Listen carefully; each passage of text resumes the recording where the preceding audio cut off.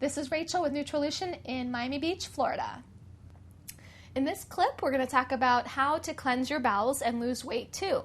Now, believe it or not, these two different objectives can be achieved with the same kind of habits that you implement. And the reason is that your bowels are the source of all of your metabolism, or a good part of your metabolism rather, and the absorption of your nutrients, as well as the elimination of your toxicity and your toxins.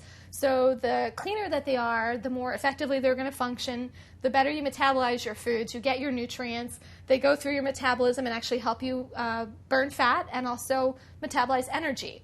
Now, one product that I really like to use in terms of cleansing the bowels is fiber. And there's many different fiber supplements on the market. Some of them are great, some of them are so-so, some of them are not so good. One of the ones that I use that's really, really effective is called Toxin Absorber Packets. And actually it's just a box of packets, and they're ginger or peppermint flavored. You just mix them into water or apple juice, and that's how you take them.